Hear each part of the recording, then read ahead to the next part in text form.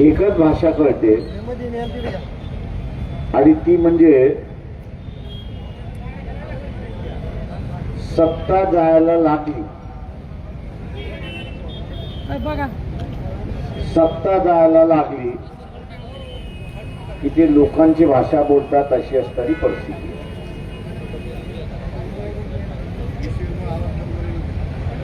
जरांगे पाटील यांनी सुद्धा एक आंदोलन उभं केलं. मुंबईमध्ये ठिय्या मांडून बसले आणि मुंबईमध्ये ठिय्या मांडून बसल्यानंतर 190 आमदार काँग्रेसमधले, बीजेपीतले, उबाटामधले, एकनाथ शिंदे, राष्ट्रवादी काँग्रेस हे असणारं जरांगे पाटील यांच्या दर्शनाला गेले. आपण फक्त दर्शनाला गेलो एवढंच फक्त बघतो आणि त्याच्यावरती टीका करतो. त्याच्या पलीकडे आपण असणारा बघत आणि तिथे आपल्याला असं दिसतं की देवेंद्र फडणवीस यांची भाषा बदलली. कोर्टाचा निर्णय येऊ द्या मग आपण बदलू. हे 170 180 आमदार जसे असणारे देवेंद्र फडणवीस यांना जाऊन भेटले, तसंच देवेंद्र फडणवीस यांची भाषा बदलली. आणि ती भाषा का बदलली तर त्या आमदारांचा असताना एक संकेत होता की जरांगे पाटील यांची मागणी तुम्ही मान्य करा. जरांगे पाटील यांची मागणी तुम्ही मान्य करत नसाल तर एवढे सगळे आमदार तुमच्या खुर्चीखाली आग लावल्याशिवाय राहणार नाही, हा संदेश त्यांनी देवेंद्र फडणवीस दिला. आणि देवेंद्र फडणवीसने काय केला तर 2 सप्टेंबरचा GR काढला आणि 2 सप्टेंबरचा GR काढून मराठवाड्यातल्या कुणबी मराठा, मराठा कुणबी हे कुणबीच आहेत अशा रीतीचा GR काढून त्यांनी असणारं ओबीसी मध्ये, ओबीसीच्या यादीमध्ये एक घुसखोरी केली अशी असणारी परिस्थिती. आणि आता आपण बसून मागणी काय करतोय, आपण मागणी ही करतोय की तो 2 सप्टेंबरचा GR रद्द करा. देवेंद्र फडणवीस तो रद्द करणार आहे का? देवेंद्र फडणवीस रद्द करणार असेल तर त्याच्या समोर ते 190 आमदार जरांगे पाटील यांना भेटायला घेतले ते आहेत. तेव्हा ही ओबीसीने एक लक्षात घेतली पाहिजे की ही राजकीय लढाई सुरुवात झाली. ही राजकीय लढाई सुरुवात झाली. 180 मराठा समाजातून जे आमदार होते त्यांनी असणारा देवेंद्र फडणवीस यांना असताना सांगितलं की जरांगेची तुम्ही मागणी मान्य करणार नसाल तर तुम्ही मुख्यमंत्री राहणार नाही. आपलं मुख्यमंत्री पद जाऊ दे म्हणून देवेंद्र फडणवीसने असणारा GR काढला अशी असणारी परिस्थिती आहे. ओबीसीला वाटतं का की हा GR रद्द झाला पाहिजे?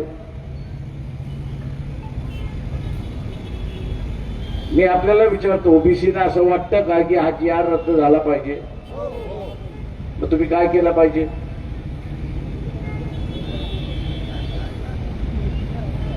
तुम्ही काय केलं पाहिजे? पहिलं, भारतीय जनता पक्षाच्या कुठल्याही उमेदवाराला मतदान देता कामा.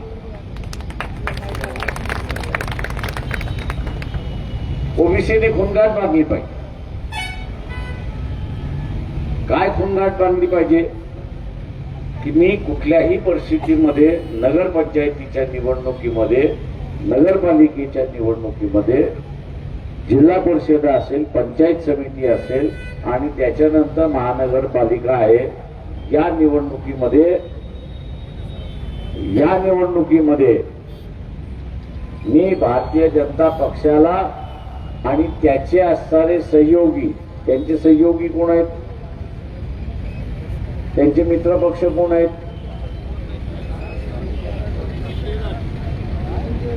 राष्ट्रवादी काँग्रेस आणि एकनाथ शिंदे यांना काय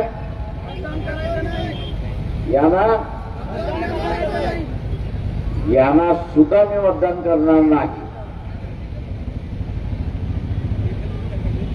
यांना सुद्धा मतदान करणार नाही. तेव्हा एक जबाबदारी सगळ्यात मोठी ओबीसीची आहे हे लक्षात घ्या. आणि ती म्हणजे या निवडणुकीमध्ये मोठ्या प्रमाणात ओबीसीने आपली उमेदवारी जाहीर केली पाहिजे. मोठ्या प्रमाणात त्यांनी असताना उमेदवारी आपली जाहीर केली पाहिजे. प्रत्येक मतदारसंघामध्ये एक ओबीसी उमेदवार तरी असला पाहिजे. एक ओबीसी असला पाहिजे. काही मतदारसंघ इथले असणारे एससी साठी राखीव आहेत, काही मतदारसंघ या ठिकाणी ट्रायबल साठी राखीव आहेत.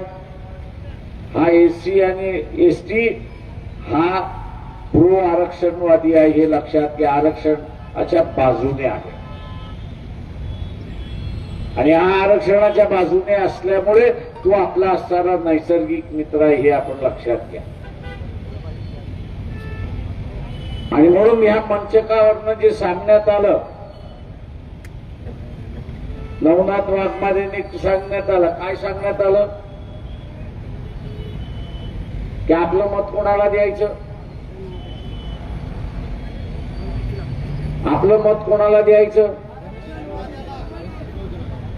आपलं मत आरक्षणवाद्याला, आपलं मत ओबीसीला, आपलं मत एससीला, आपलं मत एसटीला, आणि हे नाही मिळाले तर आपलं मत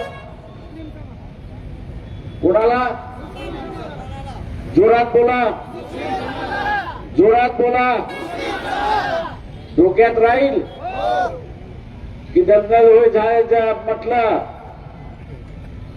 भारतीय जनता पक्ष लागली आहे दंगल करायला, फोडाफोडी करायला सुरुवात झालेली आहे.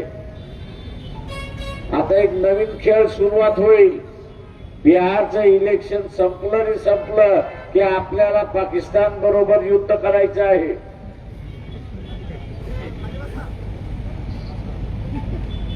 बीजेपीचा नवा फंडा सुरुवात होईल.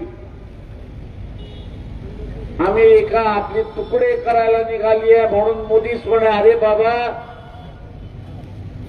या देशामध्ये कोविड कोणी आणलं? नरेंद्र मोदी तुझा मित्र डोनाल्ड ट्रम्प तो घेऊन आला ना.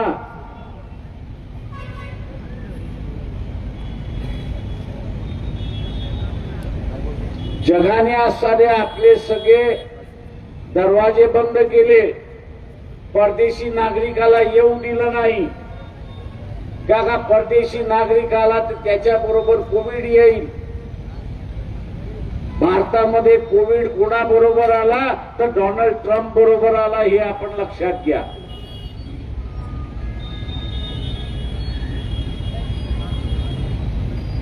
इथले सगळे शास्त्रज्ञ म्हणत होते मोदी हा कार्यक्रम कॅन्सल कर अहमदाबादचा. डोनाल्ड ट्रम्प बरोबर तो एकटा येत नाही, त्याच्याबरोबर 4,000 लोक येतात. याच्यापैकी एकाला सुद्धा कोविड झाला. भारतामध्ये अजून कोविड आलेला नाही. त्याच्या मार्फत एक कोविड पेशंट आला तर आपल्याकडे कोविड आला हे लक्षात घ्या.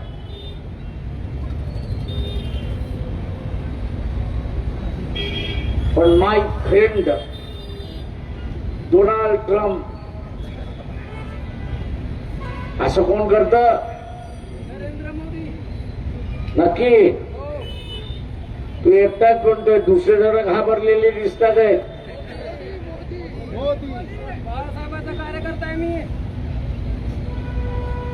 कोविड जर कोणी आणला तर मोदीने या देशामध्ये आणला, हे लक्षात घ्या.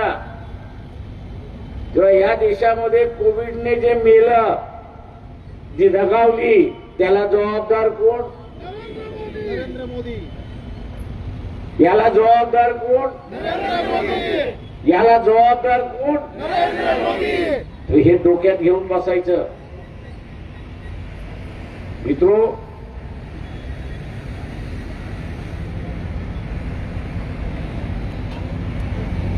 आता पाकिस्तानचा 15-20 दिवसामध्ये चालू होईल. आणि तुला इंदिरा गांधी सारखे एक पाकिस्तानचे 2 पाकिस्तान तिने केले, तुला 5 पाकिस्तान करायची संधी होती, ती का नाही केलीस?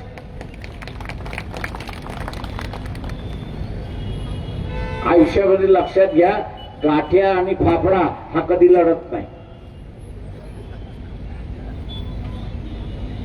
गाठ्या आणि फाफडा हा कधी लढताना बघितलाय का?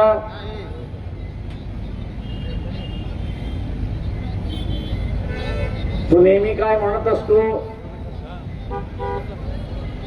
तो नेहमी काय म्हणत असतो? गाठ्या आणि फाफडा.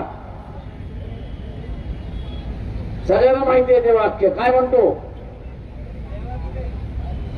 जमवा दोन्ही. तो वापरतो की नाही? जमवा दोन्ही. जमवा दोन्ही म्हणजे काय?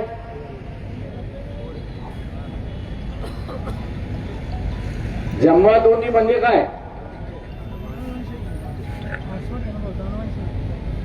लेनदेन करून जाऊ दे.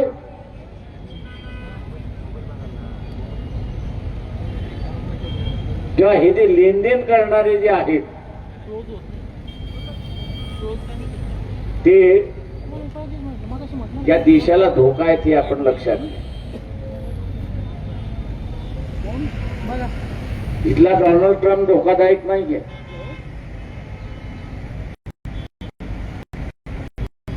तो भारताच्या विरोधात नाहीये, तो मोदीच्या विरोधात.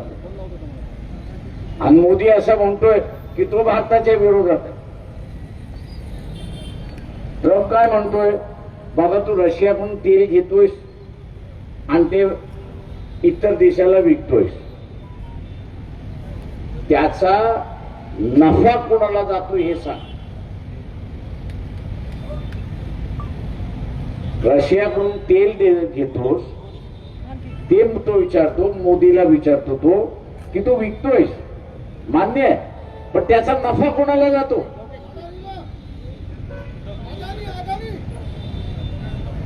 चुकलास.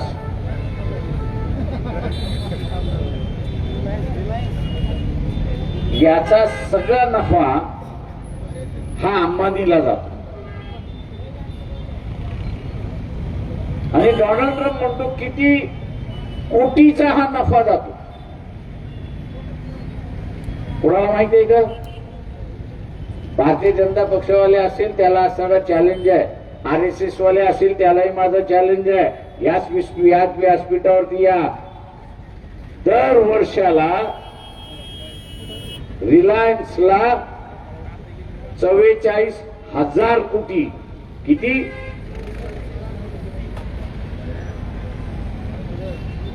44,000 कोटीचा नफा होतो. आणि तो डोनाल्ड ट्रम्प असा म्हणतोय, अरे हा नफा तू रिलायन्सला देण्यापेक्षा भारताच्या तिजोरीमध्ये टाकलंस, भारताच्या तिजोरीमध्ये तू असं टाकलंस तर पेट्रोल डिझेल हे भारतीय नागरिकांना तू स्वस्त देऊ शकतोस की नाही हे सांग. आता तो ट्रम्प काय चुकीचं म्हणतोय का? तो ट्रम्प चुकीचं म्हणतोय का? मग तो म्हणतो तू खाजगी माणसाला देतोयस का? मग मी त्या खाजगी माणसावरती 150 रुपयाचा 150% टॅक्स लावतो ना. जे अमेरिकेबरोबर व्यापार करायला मागतात आहेत, जे अमेरिकेबरोबर व्यापार करायला मागतात आहेत, त्यांच्यावरती आम्ही असं 150% टॅक्स लावतो ना. आणि मोदी काय म्हणतोय की हा टॅक्स देशावरती लागला. आणि देशावरती कसा काय टॅक्स लागला मोदीजी, हे पहिल्यांदा सांग. व्यापारावरचा टॅक्स मोदी म्हणतोय देशाला टॅक्स लागला. आणि इथले सगळे वर्तमानपत्र बोंबलत बसलेत की देशावरती अन्याय झाला अशी असताना जो नफा सामान्य माणसाला गेला पाहिजे, ज्या नफ्यातून सामान्य माणसाला मदत झाली पाहिजे, ती सामान्य माणसाला मदत होत नाही. तर ती असताना फक्त काही व्यापाऱ्यांना होत असेल तर ते म्हणतात आम्ही कशाला नुकसान सहन करायचं, आम्ही कशाला असताना नुकसान सहन करायचं. आता मला सांगा की असा पंतप्रधान तुम्हाला पाहिजे का? आणि म्हणून आता तुमची सगळ्यांची जबाबदारी आहे, जे इथे उपस्थित आहेत त्या सगळ्यांची असणारी जबाबदारी आहे. ज्या वस्तीमध्ये राहतो त्या वस्तीत, ज्या गावामध्ये राहतो त्या गावामध्ये, आज जसं आपण या ठिकाणी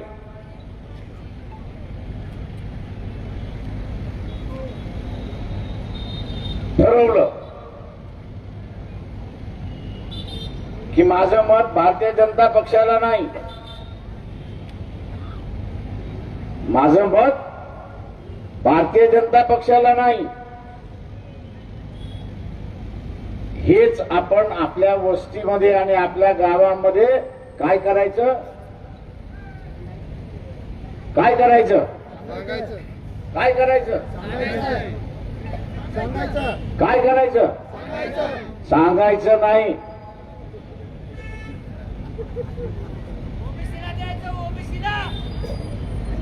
सांगायचं नाही तर बदलून घ्यायचं. काय करायचं, बदलून घ्यायचं आणि इलेक्शनच्या दिवशी मतदान करून घ्यायचं. उमेदवार येऊ न येऊ. तुम्ही कधी ऐकलंय का की इंग्लंडमध्ये मतदान करताना पैसे घेतो मतदार म्हणून? आज तुम्ही सगळे नालायक आहात. मी तुम्हाला शिवाय घालणार आहे, सरकारला नाही घालणार. तुम्ही सगळे नालायक आहात का? तो शेतकऱ्याला किती कोटीची नुकसान भरपाई शासनाने जाहीर केली.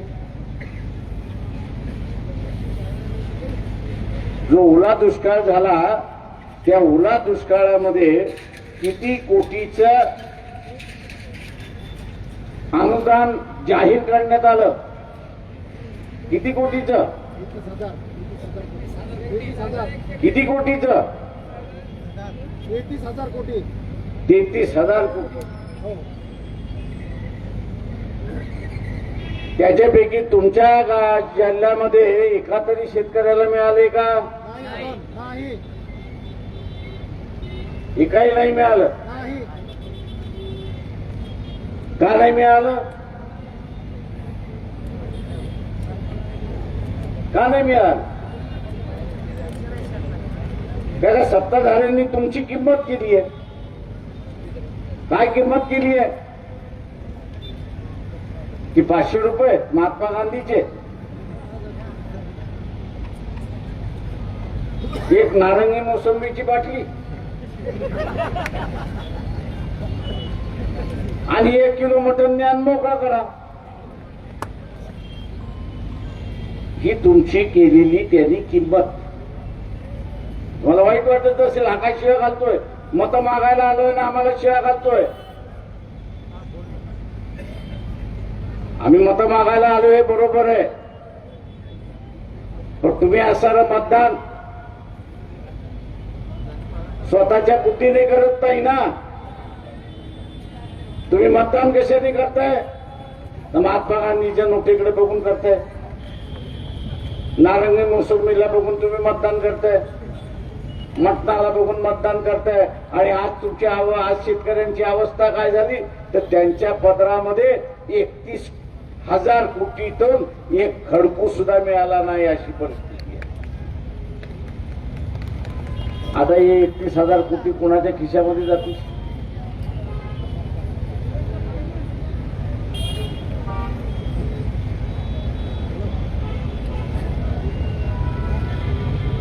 नेपाळमध्ये काय घडलं? नेपाळमध्ये काय घडलं? नेपाळमध्ये काय घडलं?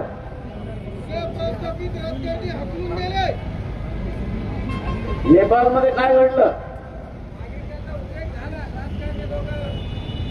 बांगलादेशमध्ये काय घडलं? आता नालायकांनो तुम्हाला महाराष्ट्रात नाही करता येत का? हा, आम्ही तर घालतोय शिव्या.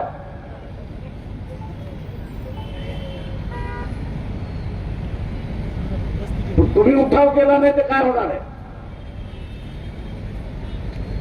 मला एक जण आला की साहेब ते उठाव केला तर पोलीस पकडून जाईल. म्हटलं पोलिसाला ठेवलंच तर तू लाचले ना. म्हटलं तू ऐकलंस का की नेपाळमध्ये उठाव झाला त्या पोरांवरती केसेस झाल्या हे तू ऐकलंस का? म्हटलं नाही. बांगलादेशमध्ये उठाव झाला तिथल्या पोरांवरती केसेस झाल्या हे तू ऐकलंस का? तर नाही. म्हटलं काय केसेस झाल्या नाही? का जनता ही देशाची मालक, हा देश जनतेचा आहे. जेव्हा मालकाने उठाव केला तर मालकावरती काय होणार आहे का? फक्त तुमच्या मनातली भीती आहे ना ती घालवा.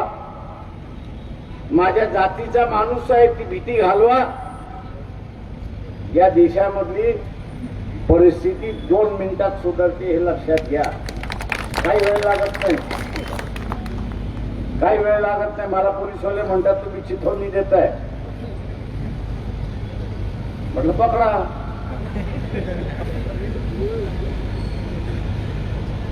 जिथं कुठं ठेवायचे तिथं ठेवा. म्हटलं महिनाभर मला आराम तर मिळेल. कार्यकर्ते इकडनं तिकडनं फिरवणार तर नाही.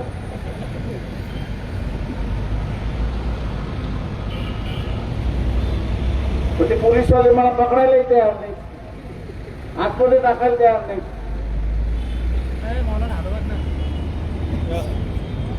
आणि म्हणून हे 33,000 कोटी शेतकऱ्याला मिळवून द्यायचे असेल तर कलेक्टरची गाडी फोडून चालणार नाही.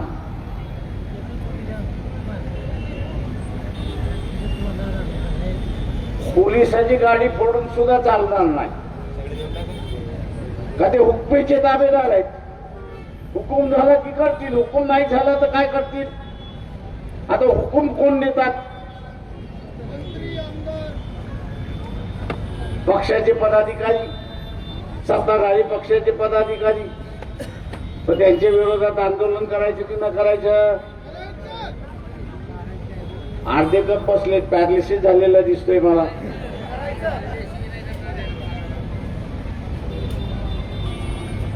ओबीसीनो एक लक्षात घ्या, इथं धर्म बुडणार नाही. तुमच्या घरातला देवारा जोपर्यंत तुम्ही फेकत नाही, तुमच्या घरातला देवारा जोपर्यंत तुम्ही फेकत नाही तोपर्यंत धर्म बुडत नाही. आणि देवाला जर तुम्ही काढणार नसाल, देवाला जर तुम्ही काढणार नसाल तर तुम्हाला भारतीय जनता पक्षाला विचारलं पाहिजे, अरे बाबा धर्म संकटातून कुठे आला मला सांग. धर्म संकटात आला नाहीये तर ओबीसी इथे संकटात आला हे लक्षात घ्या. धर्म हा संकटात आला नाहीये, ओबीसी हा संकटामध्ये आलेला आहे. आणि म्हणून ओबीसीने आता जागृती होत आणि जागृती करत मी सत्ताधारी होणार. मी काय होणार हे सुद्धा त्या बैठकीतून मधून घ्यायचं की मी सत्ताधारी होणार. आपण हे जर केलं तर आरक्षण वाचू शकाल. हे जर आपण केलं नाही तर आम्ही किती मोर्चे काढू, आम्ही कितीही भाषण करू, त्यातून वाचणार नाही हे लक्षात. आपल्यामध्ये बरीच वकील मंडळी आहे. प्रकाशराव अगोदर निर्णय झाला मग कोर्ट कसं म्हणतंय. त्याला म्हटलं मान्य आहे ना मला की आज औरंगाबाद कोर्टामध्ये माजी न्यायाधीश मार्लापाले यांनी असा निर्णय दिला की सगळ्या कुणबी मराठा कुणबी यांना कुणबी म्हणून संबोधता येणार नाही. हा निर्णय दिला. सुप्रीम कोर्टाने त्याच्यावरती शिक्कामोर्तब केला. हेही बरोबर आहे. एकदा प्रश्न निकालात निघाला की तो पुन्हा उखडून काढता येत नाही कोर्टामध्ये. तो पुन्हा कोर्टामध्ये उखडून काढता येत नाही. त्याला फुल स्टॉप मिळालेला असतो, पूर्णविराम मिळालेला असतो, त्याच्यावरती न्याय निवाडा झालेला असतो. आणि मग हे विचारतात पुन्हा का. म्हटलं सत्ताधारी कोण आहे. ओबीसी इथले सत्ताधारी आहे. मी ओबीसीच्या मंत्री आणि आमदार खासदार यांच्यावरती कधी बोलत नाही. पण एवढंच सांगेन यांच्या नाड्या तिसऱ्याच्या हातामध्ये, यांच्या नाड्या तिसऱ्याच्या हातामध्ये आहेत. जेव्हा ते कठपुतलीचं बावलं नाचवतात नाही का, तशा रीतीने या ओबीसीच्या नेत्यांना नाचवल्या जातं. हे आपण असणार लक्षात. मला आव्हान आहे त्या सगळ्यांना, त्या सगळ्यांना आव्हान करतो. आयुष्यामध्ये मंत्री झाला, आता मी नाव घेत नाही पण एक फार मोठा नेता आहे. तुम्हाला काय म्हणतोय प्रकाशराव, झालं मुख्यमंत्री पद 3-4 वेळा झाले माझं. एकच इच्छा आहे, एक दिवसाचा का पंतप्रधान का होईना. मी त्याला असं म्हटलं की बा एक दिवस का. तू असं म्हणाला की पंतप्रधानाच्या यादीमध्ये माझं नाव तर येतं, तर म्हणजे एक दिवस असो काय 1 तासाचा असो काय. तसे या ओबीसीच्या मंत्र्यांना माझं सांगणं आहे, आणि तुमचं नाव मंत्री म्हणून येऊन गेलं, आता असता ते मोह सोडा आणि लोकांच्या कष्टाला लढण्यासाठी बाहेर पडा.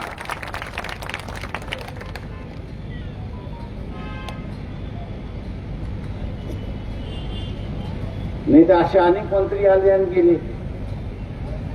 मी जालना जिल्ह्याचेच विचारतो, किती मंत्री झाले जालना जिल्ह्यात.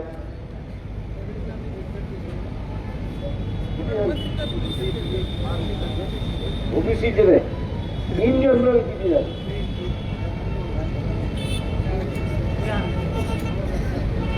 3, 4, 5 नावं माहिती आहेत का.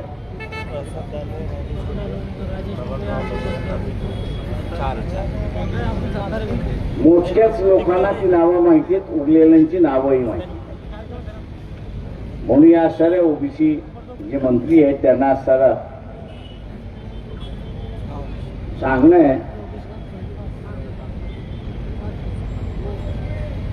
की आपण इतिहासामध्ये ठसा उठवला. इतिहासामध्ये ठसा उठवला पाहिजे, आणि इतिहासामध्ये ठसा उठवायचा असेल तर आता असणारी ही संधी आहे. ही संधी आहे इथल्या आरक्षणवाद्यांचं नेतृत्व करण्याची संधी आहे. आरक्षणवाद्यांचं नेतृत्व करण्याची असणारी संधी आहे. ही संधी गावडली तर पुन्हा शून्य अशी असणारी परिस्थिती आहे. आणि म्हणून इथल्या ओबीसीना माझं आव्हान आहे, मतदान करत असताना ओबीसीच्या विरोधामध्ये, आरक्षणाच्या विरोधामध्ये जो समूह आहे त्याला आपण मतदान करणार नाही, तेवढी दक्षता घ्या. हे आव्हान मी आपल्या सगळ्यांना करतो आणि आपल्या रजा घेतो. जय भीम, जय ओबीसी.